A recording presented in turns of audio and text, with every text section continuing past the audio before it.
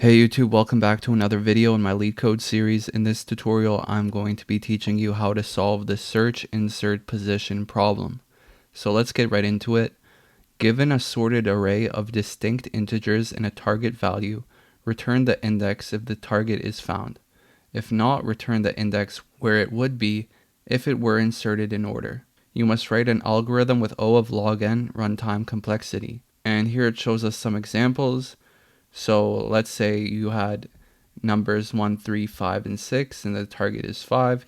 You would return 2, because if you count 0, 1, 2, the target of 5 is in the second index.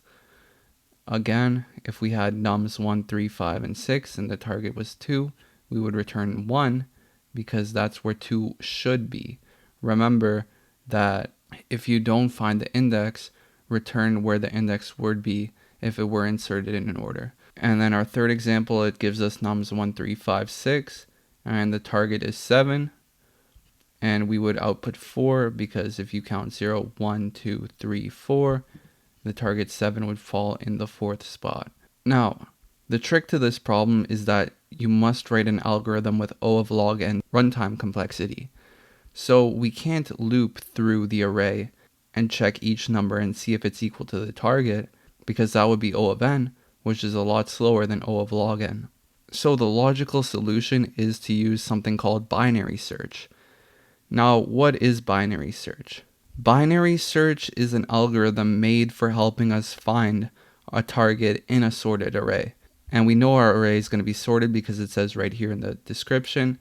So how does a binary search work?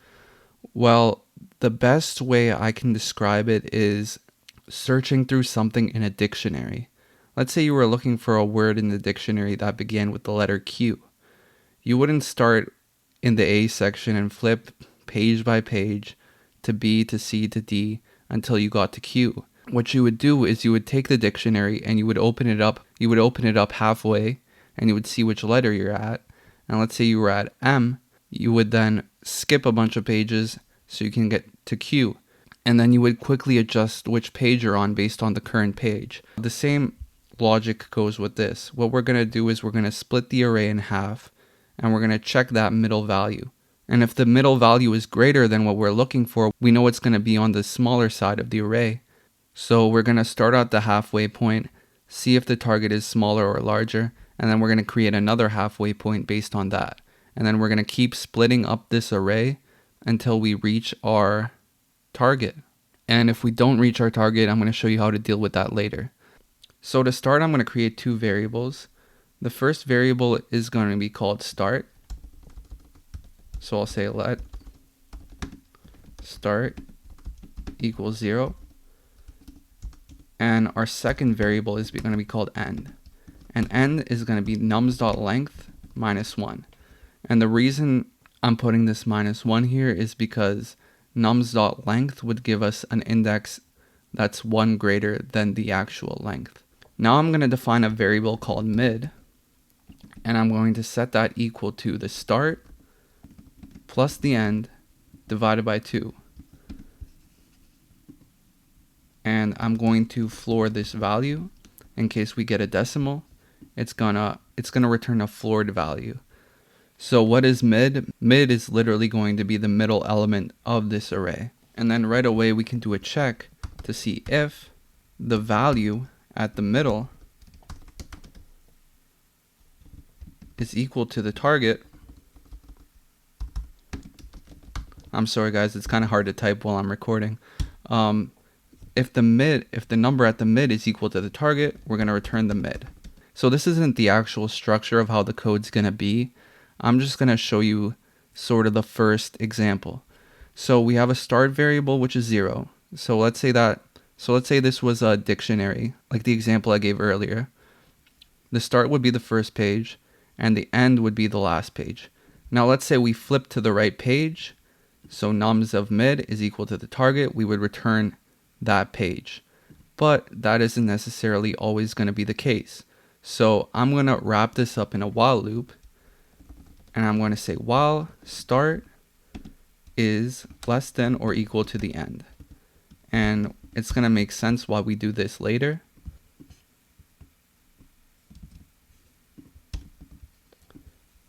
Now here we wrote a case for if the middle value is equal to the target, but that's not always going to be the case. So I'm going to add an else if, and I'm going to say else if nums of mid is less than the target, and then I'm going to copy this and I'll say if nums of mid is greater than the target. So these are the three possible cases. When we split our array in half, is the value in the middle going to be equal to the target?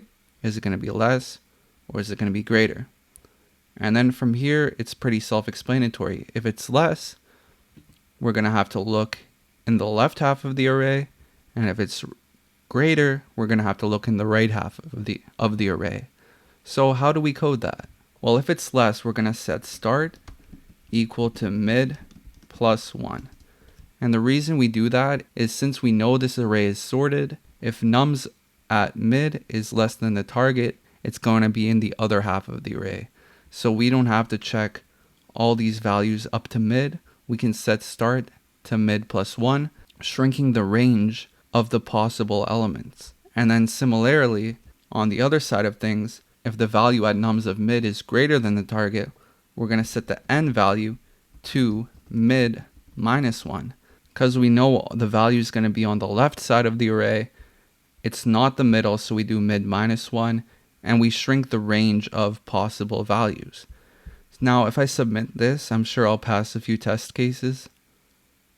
So we passed 28 out of the 65 test cases. The reason we're not passing them all is because of this. If not, return the index where it would be if it were inserted in order. So basically, for some examples like this one right here, where we have 1, 3, 5, and 6, and the target is 2, we're not returning anything if the element is not found. That was another part of the question, but this covers binary search.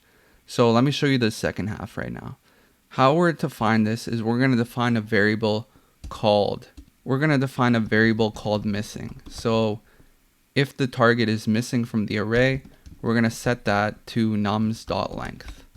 So the default case is going to be that the missing number was supposed to go at the very end of the array. And what I mean by that is, let's say our array was 1, 2, and 3, and the target was 4.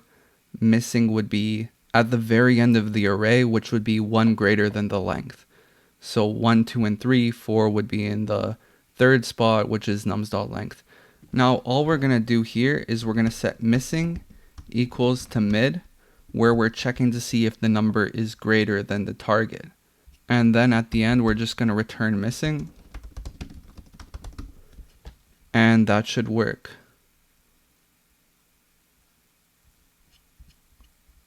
So our solution was accepted. Now let me go into more depth on what we did with this missing thing right here. Basically, what I'm doing is that every time the middle value is greater than the target, we're going to set missing equal to the middle value, because this loop only goes on while start is less than or equal to the end. So eventually the loop's going to stop, and wherever we left off is what the missing value is going to be. And that's why we defined this edge case right here. So if the number was at the very end, and if this statement never executes, we know that missing is going to be nums.length. And if it's not, we already set that missing value to the mid. But anyways, that wraps up today's video. If you enjoyed, make sure to like and subscribe, although you don't have to, and I'll catch you in the next one.